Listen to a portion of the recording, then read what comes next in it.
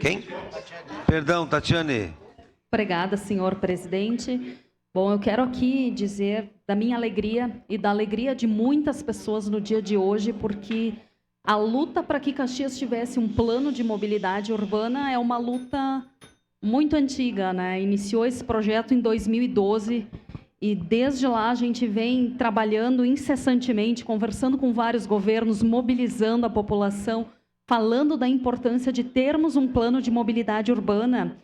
E hoje, aqui como vereadora, mas também como ciclista e como cicloativista, por muitos anos, a gente reivindicou e a gente entregou ideias, entregou projetos para fazer um plano municipal cicloviário, mas a gente compreendeu, enquanto ciclistas, enquanto organização, que não é uma proposição que devesse vir dos ciclistas, e sim que tivesse uma empresa especializada que pudesse fazer esse recorte, que pudesse entender as necessidades da cidade de Caxias do Sul e suas particularidades, para que a gente pudesse efetivamente ter espaços, né, de ciclovias, de ciclofaixas, que fossem de fato efetivos.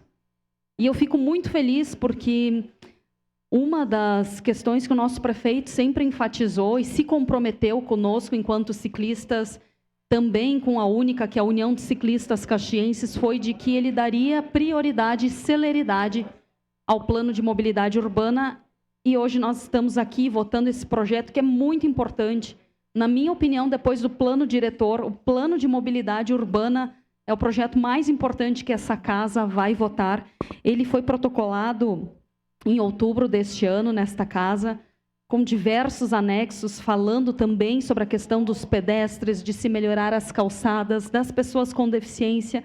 Então, eu quero parabenizar todo o esforço do governo, todas as audiências públicas. Eu consegui participar de algumas dessas audiências, onde a gente pôde debater e levar as nossas dores, né? Falar do que está bom, do que não está bom.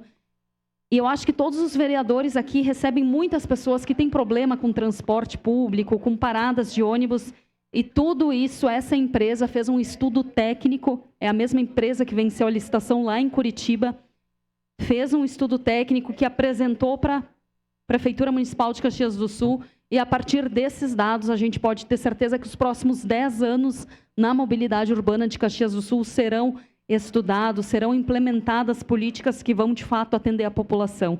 Então, quero reiterar a importância deste projeto, que é o Plano de Mobilidade Urbana, e dizer que me sinto muito feliz de estarmos no 3º ano do governo Adiló votando esse projeto, algo que deveria ter sido feito lá atrás, em 2012. E nós estamos em 2023 votando isso, e me deixou triste, né? Porque o nosso presidente da República prorrogou novamente para aqueles municípios que não fizeram os planos de mobilidade urbana.